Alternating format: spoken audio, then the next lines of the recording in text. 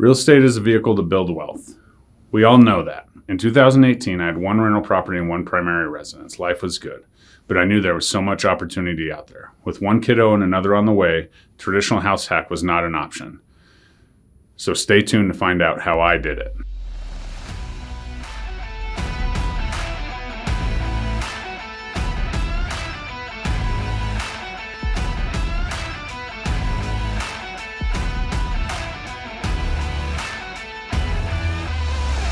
Hey everybody, Jeremy Kane, eXp Realty here. Please subscribe, like, comment, and share if you find the information helpful or if you have questions about something I say or anything real estate related. Okay, let's dive in. January 2018, I'd previously moved into my forever primary home using the funds from my wife and I's first home in Englewood, Colorado. 920 square feet in a cloud of dust. We updated and upgraded every inch of those 920 square feet. We learned a lot and hired out very little. With the help of great friends, we made the home a great place for less than you could probably guess. We were smart with our spending and did a ton of labor. With the help of some smarter than us friends, we sold the home for $283,000 and had quite the check coming into our next home. We could afford a comfortable mortgage and everything was great. It was time to start building our investment empire that we didn't even know was going to be an empire yet. I completed a cash out refinance on my college house, so I had the money just in case something came along, or of course I needed to make home improvements on that home. I was at a Brian Buffini conference in Glendale, Colorado, when I got a call the buyer of a home was selling. Had their buyers of their old home back out. With a tight timeline, I thought, hey, maybe I can step into that spot and purchase the home from their client. This is exactly what I did. A nice little rental off 108th Place in Thornton, Colorado. I put 20% down, closed the home, and rented it out before my first monthly payment was due. The average rent in the area was an immediate cash flow and was paid for itself, and it has paid for itself ever since. I now own 3 doors, 2 cash flowing single family homes as rentals, and a primary forever home. Fast forward to 2020, owning 3 doors in 3 different towns is not easy. My college house was not my focus, and I paid the price for not paying attention to it. I had some longtime renters in there. They paid rent mostly on time, but life had changed. When I began to look into the property, it was noted that the kids had grown up and moved significant others into this home, added some kids, and my 1,800 square foot rental was housing 9 people, all related, but not necessarily getting along. There was lots of drama. There was a roof leak that had exponentially caused issues in the attic.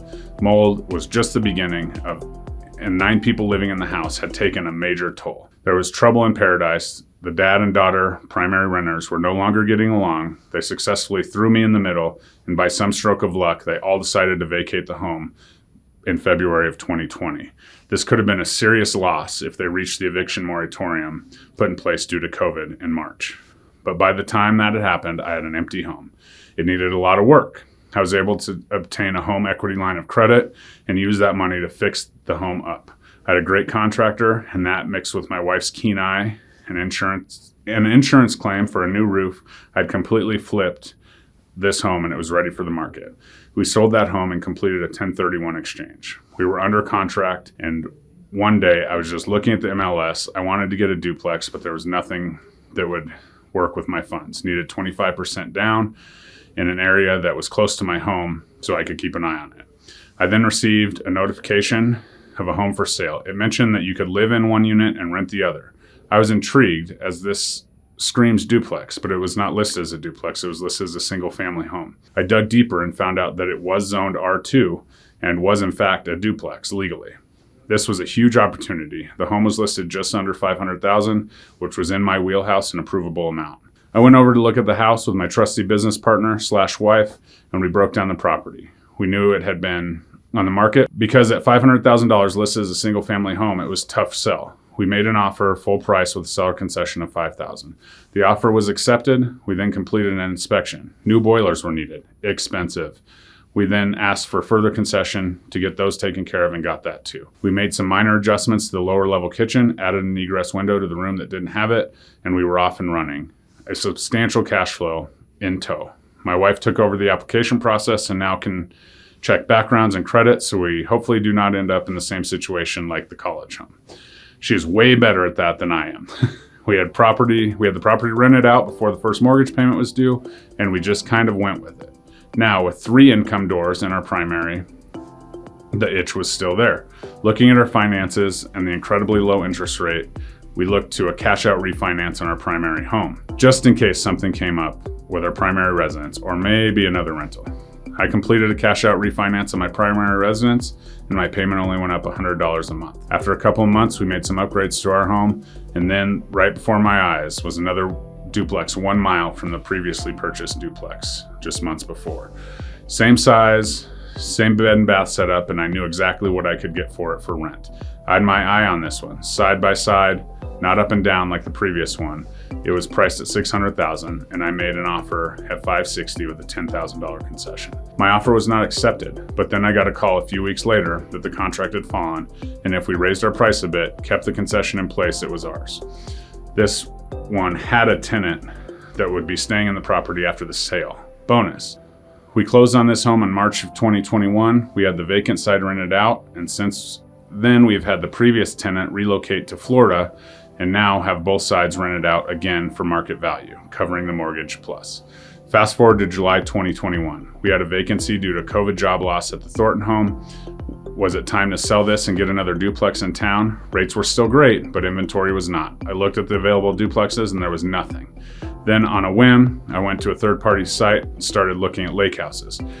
I could use a 1031 to buy a vacation rental as a like-kind property.